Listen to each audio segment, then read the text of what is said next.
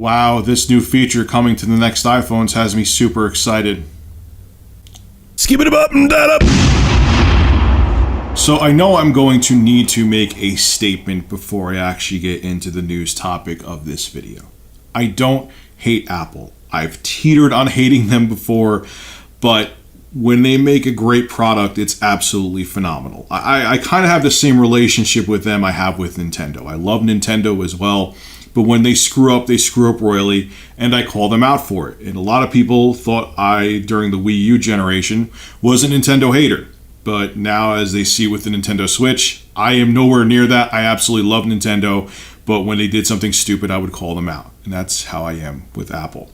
As a matter of fact, you're looking at right here, I have an iPad Pro. And honestly, this is one of my favorite devices that I've purchased and invested in the past couple of years. This along with the Switch. I still like the Switch a little more, but this is a very close second. For what I do here with work, I put all my notes up on here. I use websites that I cite for my sources, and it's phenomenal. This thing is like the perfect blend of laptop and tablet. I love the high refresh screen. I love the Apple keyboard. It's an absolutely amazing device. I just love it. I don't really know what else to say. I was going to just blabber on for 10 minutes, so I stopped myself. But my point being is that, especially if you're not subscribed to my channel, if you clicked on this video due to the title or the thumbnail, you may have the suspicion that I'm just looking to hate on Apple. And that's not true. But when they do something stupid, I have to say something. And this is a perfect example of when I have to say something, because this royally pisses me off. Now, Mako Takara is a Japanese blog that has a lot of tech manufacturing connections in Asia. So they find out information very early, and they are a very reliable source. Now, if you remember with the iPhone 8, 8 Plus, and 810, the new exciting feature that Apple was touting, or two new exciting features, was that the phones would have wireless charging and fast charging, which, hey, congratulations, Apple, welcome to 2014. But the thing that drove me batshit crazy when they made that announcement about wireless charging and fast charging, the fast charging, you didn't get an adapter out of the box with any of the iPhones, 8, 8 Plus, or iPhone 10, that would enable fast charging. You had to spend more money after quite possibly buying a $1,000 iPhone 10 to get you had to buy a fast charging adapter. I can't even speak right now because that just drives me insane. So if you want fast charging, got to fork over more money after your $1,000 investment possibly to enable that feature. Well, the blog Mako Takara has some good news. The next iPhones, there's going to be 3 of them.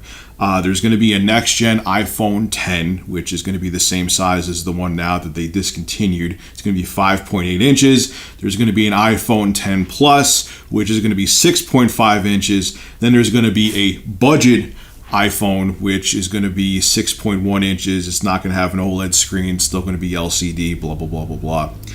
All 3 of those smartphones are going to include fast chargers.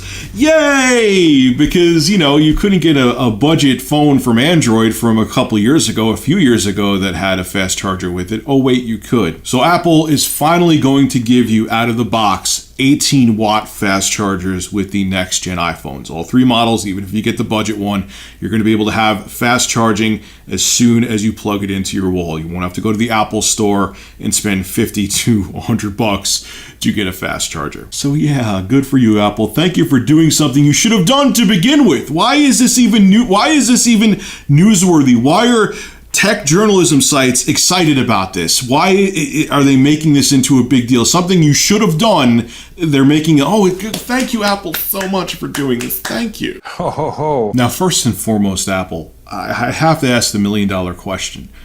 Why did it take you so long to get on the fast charging game when your competitors like Samsung were doing it years before you? Why wasn't there fast charging on like the iPhone 7? Or even the 6S, or honestly, there was fast charging on certain phones back when the iPhone 6 was released. Why did it take you so much longer than your competitors to have that feature in your flagship iPhone? Why? There was a time where Apple, look, man, we could go into the debate if Apple reinvented the wheel with things or not. Like, for example, Apple wasn't the first out of the gate with tablets. They just refined the concept of a tablet and they made it more popular. And they weren't the first out of the gate with smartphones, but the original iPhone was much more user-friendly. It was very successful, and the original iPhone set the standard for what smartphones would become. And I feel like Apple was the one that would set the industry standards, and the rest of the industry would have to play catch up with their products. Now I feel like the roles are reversed. The rest of the industry is setting standards and Apple's playing catch up. For example, once again, wireless charging and fast charging. They were very late to the party with that, and it's honestly inexcusable. You can't tell me they were waiting for a certain standard. That's a pile of crap. And then the second thing is, that's actually 4 fingers, but you get my point. The second thing is, when they finally enable fast charging on their flagship devices, they make you fork over more money. To actually use fast charging, you have to buy an adapter that will allow the phone to charge fast. So if you bought an iPhone 8 or iPhone 10, the charger you get out of the box is just a little anemic charger that will charge the phone at normal speeds. It will not enable fast charging.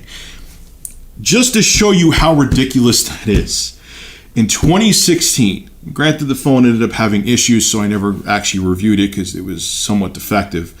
Blue, the company Blue, they make entry-level phones, sent me out. Now, they make entry-level phones to begin with. They sent me out I would say low end. It wasn't their very basic smartphone, Android smartphone, but they sent me out let's just call it middle of the road to not over-exaggerate things, smart device. It went for like $120, $130, okay? Nothing special. It was like I think a 1080p screen, camera. It was a budget device that was now over 2 years old. But you know what it had on it? It had Qualcomm fast charge. And that phone charged, I would say, like basically 50% in 30 minutes. Apple, that's a budget smartphone that had fast charging 2 years ago. The iPhone 7, which came out a little after that phone, didn't have fast charging. And to make matters worse, you know what, Apple?